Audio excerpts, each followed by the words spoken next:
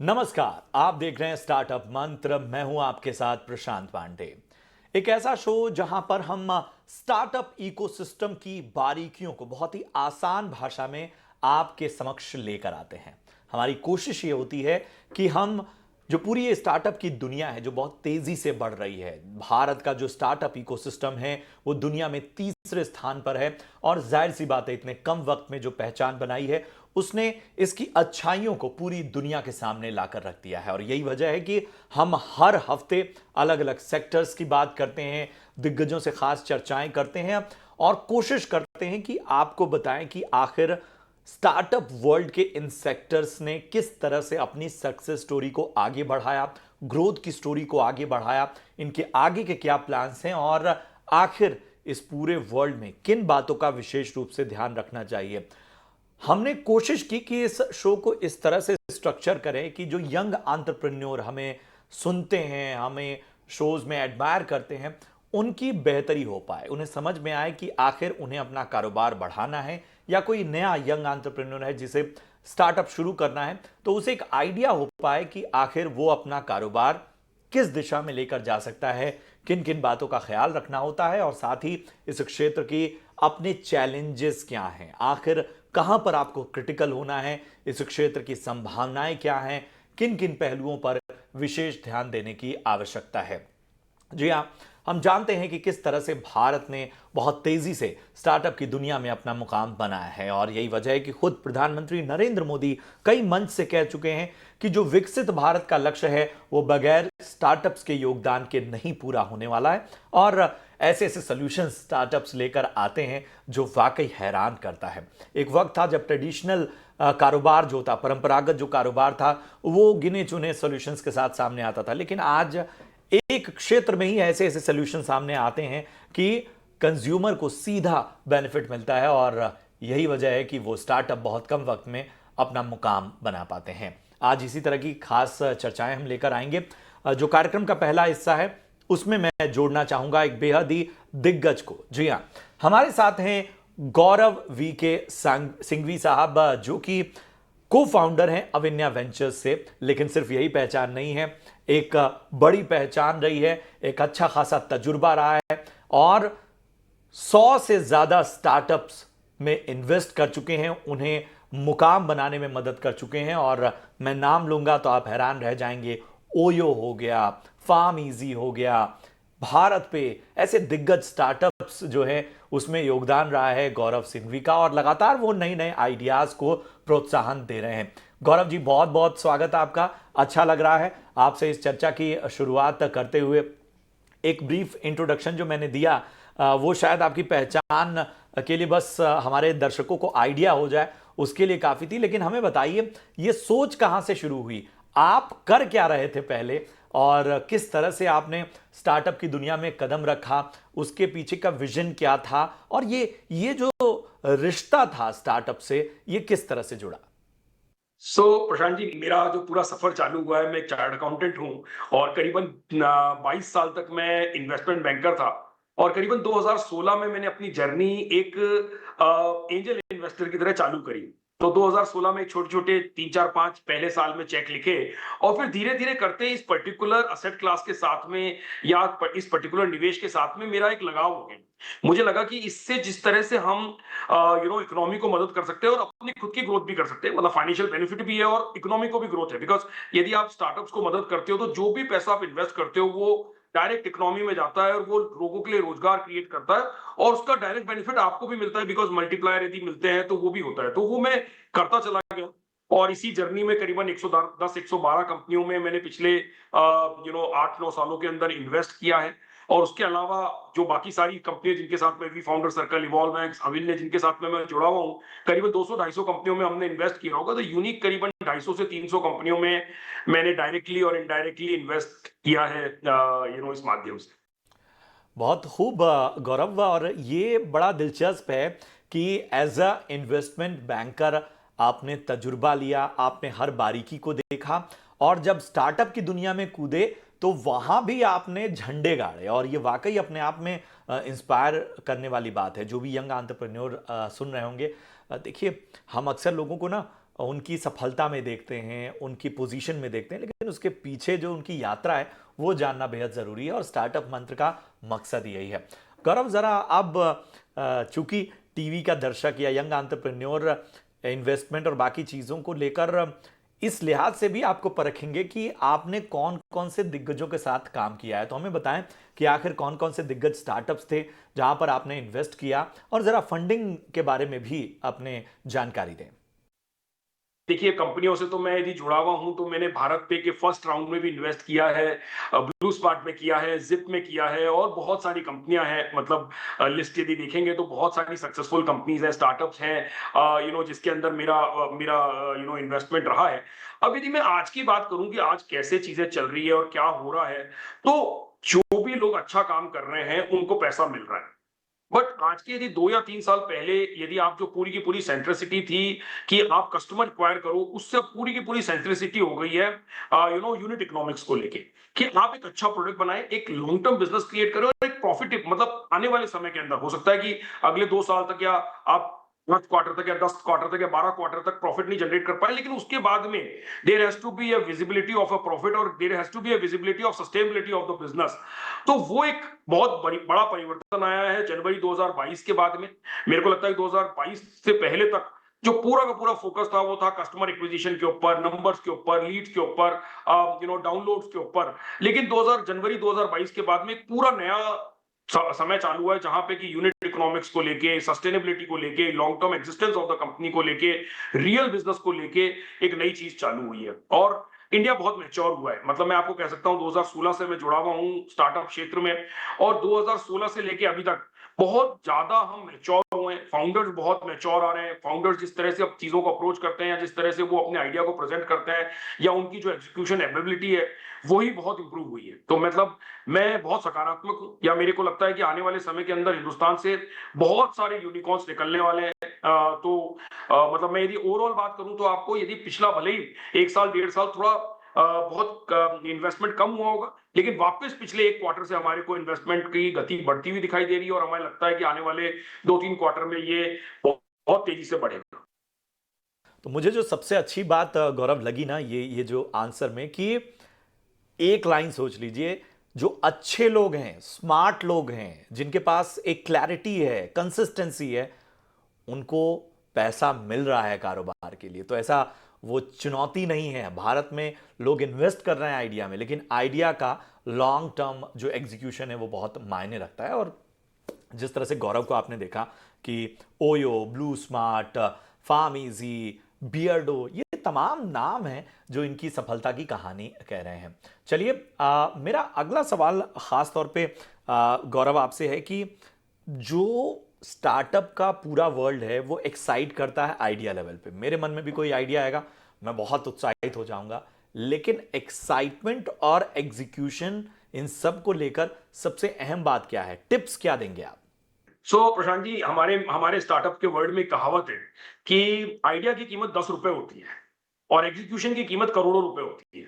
तो एक आइडिया आप किसी को एक्साइट कर सकते हो, लेकिन end of the day ability to execute ही सब कुछ है। और जो मैंने पिछले करीबन अपने 8-10 सालों के एक्सपीरियंस से समझा है, 3 चीजें बहुत बहुत महत्वपूर्ण होती है किसी स्टार्टअप के लिए। पहला होता है प्रमोटर। कौन है प्रमोटर? कौन है वो फाउंडर्स जो कि उसको बिल्ड कर रहे हैं? दूसरा है प्रोडक्ट। आप क्या प्रोडक्ट है आपके पास में, क्या ऑफरिंग है, क्या प्रॉब्लम सॉल्व कर रहे हो आप, कितने कितने क्लोज ऑफ प्रॉब्लम को समझने में वो। और तीसरा हो गया पोटेंशियल मार्केट। ये तीनों चीजें होती है। लेकिन यदि मैं इसमें से सबसे पहले एलिमेंट की बात करूं, यदि मैं प्रमोटर की बात करूं, तो जो सबसे इंपॉर्टेंट चीज है प्रमोटर के अंदर, वो है उसका एबिलिटी टू एग्जीक्यूट। और एबिलिटी टू एग्जीक्यूट या मेक अ लार्ज कंपनी इन 4 चीजों के ऊपर डिपेंडेंट करता है। 4 चीजें कौन कौन सी है? 2 है टेंजेबल, 2 है इंटेंजेबल।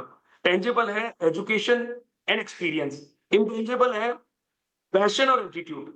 इन चारों का सम्मिश्रण, इन चारों चीजों का, कि आप एजुकेटेड भी वेल हैं, मतलब आप यदि फिनटेक स्टार्टअप खड़ा करना चाहते हैं और आपके पास में फिनटेक की पूरी जानकारी जानकारी है या आपके पास में इस तरह की नॉलेज है कि आप कैसे एक फिनटेक स्टार्टअप बिल्ड करेंगे, या आपके पास में प्रीवियस एक्सपीरियंस है फिनटेक को बिल्ड करने का, मैं एग्जांपल रूप में ले रहा हूं वो, और उसके बाद में आपके पास में पैशन है और एटीट्यूड है। क्योंकि मैंने बहुत क्लोजली ऑब्जर्व किया है प्रशांत जी कि जब समय बढ़िया रहता है ना तब आपको पैशन हेल्प करता है, और जब समय खराब होता है ना, when you have a bad time then attitude helps you. तो इन दोनों का सम्मिश्रण बहुत इंपॉर्टेंट है। तो ये जो चारों चीजें होती हैं ये किसी स्टार्टअप या फाउंडर में बहुत इंपॉर्टेंट होती है। और आज जो 8-9 साल के हम जब देखते हैं, लोगों को बात करते हैं, तो उनसे मालूम पड़ता है कि हाँ, ये बहुत बेहतर तरीके से वो प्रोडक्ट को बना पाते हैं और वो एक बड़ी कंपनी, लार्ज कंपनी खड़ी कर पाते हैं। और फिर और एक और चीज मैं आपको कहूंगा कि प्रॉब्लम की कितनी बढ़िया समझ है एक फाउंडर को, how well he knows the problem. Because कई बार हम पूरा फोकस जो सोल्यूशन पे डालते हैं, मुझे लगता है कि सोल्यूशन तो पिवट होते रहते हैं, बनते रहते हैं। आप पहला सोल्यूशन लेके आते हो, फिर आपको लगता है नहीं यार ये काम नहीं कर रहा, अब इसके बाद का सोल्यूशन लाना पड़ेगा, नया वर्जन लाना पड़ेगा, चीजें बदल गई हैं, टेक्नोलॉजी बदल गई है। लेकिन इंपॉर्टेंट ये है कि जो प्रॉब्लम आप सॉल्व कर रहे हो उसको कितना बेहतर समझते हो, how well you know the problem. तो ये सब कुछ जो चीजें होती हैं ये बहुत इंपॉर्टेंट है किसी भी स्टार्टअप के लिए, एक बड़ा बड़ा काम करने के लिए या बड़ा चीजें बनाने के लिए, अच्छा स्टार्टअप बनाने के लिए। तो मेरे ख्याल से ना ये जो आज की चर्चा बड़े काम की चर्चा है गौरव। लिटरली मैं सिर्फ स्टार्टअप की बात नहीं कर रहा हूं, मेरे ख्याल से जो दर्शक भी सुन रहे होंगे और उनको बहुत इंस्पिरेशन मिली होगी। क्योंकि सबसे बड़ी बात कि बहुत का पते की बात आप कह रहे हैं कि आपको किन बातों का तो ख्याल रखना है। दूसरा यह है कि देखिए हर कारोबार में थोड़ा बुरा दौर आता है, बुरा दौर आता है तो मायने रखता है आप में दोबारा फाइट बैक की क्षमता कैसी है, पैशन कितना है। और अच्छा दौर जो है उसमें आपका पैशन मायने रखता है। और यही पैशन अगर आपने एटीट्यूड में रखा तो खराब दौर में आपका एटीट्यूड क्या है, आपका ये बहुत मायने रखता है। इन चीज़ों को बहुत ध्यान से आपको गांठ बांध कर रखनी होगी। ये पूरी कॉन्वर्सेशन हम यूट्यूब पर भी अपलोड करेंगे तो आप वहां से भी रिविजिट कर सकते हैं। अब चलिए मैं अगले सवाल की ओर बढ़ता हूं। अच्छा खासा तजुर्बा आपको हो चुका है गौरव, देश और दुनिया में आप बहुत से दिग्गजों से मिलते होंगे। जरा हम भारत के स्टार्टअप इकोसिस्टम, भारत के इस टैलेंट और स्किल वाली दुनिया और इससे तुलना अगर मैं बाहर से करूं विकसित देशों से, तो आपको क्या लगता है क्या वो चीजें हैं, क्या वो परसेप्शन है जो बदलना होगा, किन चीजों पर काम करना होगा? देखिए बहुत अलग तरह के सुझाव है मेरे, उसको लेके मेरे को ऐसा लगता है कि जो दुनिया के बड़े कंट्री हैं, जहां पे मैं चाइना की बात करूं, मैं या मैं अमेरिका की बात करूं, उन्होंने अपना पूरा का पूरा जो फोकस है वो development base, research base development किया है। कि जो हिंदुस्तान यूएस की जितनी भी यूनिवर्सिटीज है वो रिसर्च बेस्ड यूनिवर्सिटी हैं। तो हमें सबसे पहले मूलभूत जो काम करना पड़ेगा वो हमारे एजुकेशन सिस्टम पे काम करना पड़ेगा, और हमारी यूनिवर्सिटीज को रिसर्च बेस्ड यूनिवर्सिटी बनाना पड़ेगा। यदि हमको ऐसे प्रोडक्ट चाहिए, एप्पल जैसा प्रोडक्ट चाहिए, हमारे को चाहिए कि लिंक्डइन हमारे यहां से निकले, ट्विटर हमारे यहां से निकले, फेसबुक हमारे यहां से निकले, या और जो भी टेस्ला हमारे यहां से निकले, तो हमें वो क्रिएटिव माइंडसेट, वो थॉट प्रोसेस कि हम कैसे चीजें, जैसे अभी आप सुन रहे होंगे मोदी जी भी बार बार अपनी बात में कह रहे हैं कि मेड डिजाइन इन इंडिया। मुझे लगता है हम मेड इन इंडिया से एक लेवल ऊपर आए, design in India and create in India. जो आइडिया है, जो मूलभूत रूप से रिसर्च बेस्ड थॉट प्रोसेस होता है कि हम आइडिया को क्रिएट करते हैं और इनोवेट करते हैं, वो मुझे लगता है कि इंडिया में अब धीरे धीरे आना चाहिए, और उसकी तरफ कैपिटल भी जाना चाहिए, क्योंकि उन सब चीजों में बहुत खर्चा लगता है। तो सबसे बड़ी जो चीज है वो ये है कि पहले तो हमारा इस तरह का थॉट प्रोसेस होना चाहिए, इकोसिस्टम का, यूनिवर्सिटीज का, आईआईटीज का। जो हुआ है बहुत चेंज हुआ है पिछले 8-10 सालों के अंदर, बहुत बड़ा परिवर्तन आया, वो और होना चाहिए। और दूसरा कैपिटल भी इस तरफ जाना चाहिए गवर्नमेंट को, जो बाकी फाइंडिंग यूनिवर्स लोग हैं उनको भी ये ध्यान रखना चाहिए कि कैसे हम रिसर्च बेस्ड प्रोडक्ट को या डेवलपमेंट क्रिएटिव प्रोडक्ट्स को हम फंड कर सकें उनके, क्योंकि उनके अंदर कैपिटल काफी लगती है। और कई बार ऐसा होता है कि आप रिसर्च में काफी पैसा लगा भी देते हैं, उसके बाद में भी आपके पास में उतना रिटर्न नहीं आता। तो मुझे लगता है कि एक मेरी आस, जो हमारे हिंदुस्तान के बड़े कॉर्पोरेट्स हैं, जो भी ऐसे कॉर्पोरेट जो 100-200-500 करोड़ से रुपए का ऊपर का प्रॉफिट कमाते हैं, वो लोग यदि इस तरह की रिसर्च फैसिलिटीज में या इस तरह के रिसर्च स्टार्टअप्स के अंदर इन्वेस्ट करेंगे, जो कि हुआ है पिछले कुछ समय में चालू हुआ है, यदि वो बड़ी तरीके से करेंगे तो मुझे लगता है कि हम उस दिशा में आगे बढ़ पाएंगे, और हिंदुस्तान से भी कोई बड़े बड़े क्रिएटिव स्टार्टअप्स या ऐसे चीजें जो कि लीक से हटके हैं या जो कि एकदम पाथ ब्रेकिंग है, वो प्रोडक्ट्स हम निकाल के लेके आ पाएंगे। बहुत बेहतर बात कि हमारे एजुकेशन सिस्टम को ना एक बहुत बड़े रिफॉर्म की आवश्यकता है। हमें अब रिसर्च बेस्ड जो शिक्षा है उसको बढ़ावा देना होगा। शायद हमें बहुत अर्ली स्टेज पर किसी भी छात्र के इंटरेस्ट को समझकर उसको डायरेक्शन देने की आवश्यकता होगी। वो परंपरागत तौर तरीकों से अब थोड़ा सा अपग्रेड होने की आवश्यकता है। चलिए, मेरा आखिरी सवाल उस शोर को लेकर है जो आप भी सुन रहे होंगे, आर्टिफिशियल इंटेलिजेंस। दो नैरेटिव चल रहे हैं कि साहब एआई तो नौकरियां खा जाएगा, बहुत तबाही मचा देगा। दूसरा नैरेटिव है कि मौके आएंगे। आप किस पे बिलीव करते हैं, आप कैसे देख रहे हैं? पहला तो मैं इस बात को मानता हूँ कि ह्यूमन को कभी कोई रिप्लेस नहीं कर पाएगा। उसका कारण ये है कि यदि एक चीज बंद होगी तो उसके साथ में कुछ ना कुछ और नया चालू होता रहेगा। तो ये कहना कि एआई पूरी तरह से ह्यूमंस को रिप्लेस कर देगा, मैं उस बात को बिल्कुल भी नहीं मानता हूँ। रादर एआई एक टूल की तरह है जो कि आपको मदद करेगा चीजों को और पावरफुल तरीके से बिल्ड करने के लिए। तो मेरा उस तरह से दृष्टिकोण। लेकिन मैं आपको एक और भी बात कहना पाऊंगा शान जी की, जिस तरह से इसके बारे में बात की जाती है कि एआई, कई बार मैं नए यंग बच्चे आते हैं और हमारे साथ में बात करते हैं, मैं कई बार देखता हूं कि वो एक नॉर्मल सोल्यूशन लेके आ रहे होते हैं और उसके अंदर भी वो हमारे को बोल रहे होते हैं कि सर हमने इसमें एआई टूल डाला है, जो कि मुझे लगता है कि कई बार इसका दुरुपयोग भी हो रहा है। मतलब इस पर्टिकुलर चीज की कई बार स्टार्टअप कोशिश करके, जो कि वो बिल्कुल भी नहीं कर रहे होते, तो भी उसका दुरुपयोग कर रहे होते हैं। तो वो ना करें, क्योंकि जो इन्वेस्टर है वो समझदार है, वो आपकी बात को समझ लेता है कि आप जब बता रहे हैं तो क्या इसमें कोई आर्टिफिशियल इंटेलिजेंस यूज हो रही है कि नहीं हो रही है। तो वो मेरा एक बड़ा सजेशन रहेगा युवा एंटरप्रेन्योर्स को, नंबर वन की, यदि आप एआई है तो यही बताएं, नहीं है तो नहीं बताएं। जस्ट बिकॉज आप कैपिटल रेज करना चाहते हैं तो एआई यूज करेंगे तो थोड़ा सा आप इंप्रेस कर लेंगे इन्वेस्टर को, वैसा नहीं होता है। पहला। दूसरा, एआई मुझे लगता है कि आने वाले फ्यूचर के अंदर बहुत बड़ा परिवर्तन लेके आएगा और बहुत बड़ा चेंज लाएगा, सकारात्मक लेके आएगा। शुरू शुरू में कोई भी चीज चालू होती है तो उसके साथ में उसकी नेगेटिव नैरेटिव या उसकी नेगेटिव चीजें चालू होती है। बट मुझे लगता है as an human being, as a civilisation, हम बहुत समझदार हैं और हम नेविगेट कर लेते हैं इन चीजों को। आने वाले 3 से 5 सालों के अंदर मुझे ऐसा लगता है कि हम एक बेहतर चीजें क्रिएट कर पाएंगे आर्टिफिशियल इंटेलिजेंस। बिल्कुल। तो कोई भी टेक्नोलॉजी दो तरीके से तो काम करती है, लेकिन हमारे लिए ये एक बहुत बड़ा सपोर्ट होने वाली है। और सबसे बड़ी बात जो गौरव ने कही कि ह्यूमन माइंड को कोई भी चीज, कोई मशीन रिप्लेस नहीं कर सकती। तो अपनी क्षमताओं को अपग्रेड कीजिए, नई नई स्किल सीखिए। इस नई टेक्नोलॉजी से डरने की आवश्यकता क्या है, इस नई टेक्नोलॉजी को अपनाने की आवश्यकता है। और शायद ये ढेर सारे मौके और देगी। कंप्यूटर आया था तब भी ये थ्रेट था, लेकिन देखिए आज कंप्यूटर की वजह से कितना काम आपको मिल रहा है। इन सब के बीच में गौरव, बहुत बहुत शुक्रिया मैं करूंगा। बहुत अच्छी चर्चा रही और उम्मीद करते हैं कि जिन्होंने भी ये चर्चा सुनी होगी उन्हें पसंद आई हो, उनके काम आएगी। हमारे साथ इस चर्चा में जुड़ने के लिए बहुत बहुत शुक्रिया। आगे भी हम इस तरह की चर्चाओं में हम आपको आमंत्रित करते रहेंगे। तो ये था हमारा पहला सेगमेंट और हमने पूरी तरह से आपको बेहतर तरीके से इंस्पिरेशन, इंफॉर्मेशन, मोटिवेशन ये देने का काम किया है। उम्मीद करते हैं कि आपको ये चर्चा पसंद आई हो। यहां रुकेंगे एक छोटे से ब्रेक, खास मेहमान से मिलने की, जिनसे बात की मेरी सहयोगी अंकिता सक्सेना ने। मैं थोड़ा सा परिचय करा दूं, जो बातचीत होने वाली है वो आयुष वाधवा से होने वाली है। सोशल मीडिया पर सर्च कीजिए, अपने आप में एक बड़ी हस्ती है। इन्फ्लुएंसर मार्केटिंग, ये जो सोशल मीडिया की मार्केटिंग है, इसमें बहुत बड़ा नाम बन चुके हैं और ये दुनिया कैसे बदल रही है, इस पर बहुत सारे सवाल हमारी सहयोगी अंकिता सक्सेना ने उनसे की। तो आयुष वाधवा जो कि को फाउंडर हैं आउल मीडिया के, उनसे बातचीत आप एंजॉय कीजिए इस खास सेगमेंट में। नमस्कार। Hi Ayush, welcome to ET Now Swadesh. Thank you so much for joining us. Ayush, अब आउल मीडिया को हेल्प करते हैं। आप हमें बताइए, आपका पहली बात तो आपका क्या स्टार्टअप के बारे में बताइए। आप कंटेंट क्रिएशन करते हैं, ब्रांड मार्केटिंग में है आपकी कंपनी, अपनी स्टार्टअप के बारे में थोड़ा सा बताइए हमें। सो आउल मीडिया ब्रांड्स को मार्केटिंग के अंदर हेल्प करता है। तो हम उनकी एड फिल्म जो आप टीवी पे देखते हो वो बनाते हैं। हम उनको हेल्प करते हैं इन्फ्लुएंसर्स और क्रिएटर्स के थ्रू एडवर्टाइज करने में। तो अपना प्रोडक्ट लेते हैं और इन्फ्लुएंसर्स के थ्रू एडवर्टाइज करते हैं। हम उनको सोशल मीडिया पे क्या कंटेंट बनाना चाहिए उसके हेल्प करते हैं, और इन जनरल उनको क्या करना चाहिए मार्केटिंग और ब्रांड के अंदर ताकि उनकी सेल्स बढ़े या यूजर्स बढ़े, उसके अंदर हम हेल्प करते हैं। आयुष, इन्फ्लुएंसर मार्केटिंग आपकी कंपनी का एक साइजेबल चंक है रेवेन्यू का। इन्फ्लुएंसर मार्केटिंग के बारे में बताइए। पहली बात तो इसका मार्केट साइज क्या है, क्या अपॉर्चुनिटीज़ हैं यहाँ पे?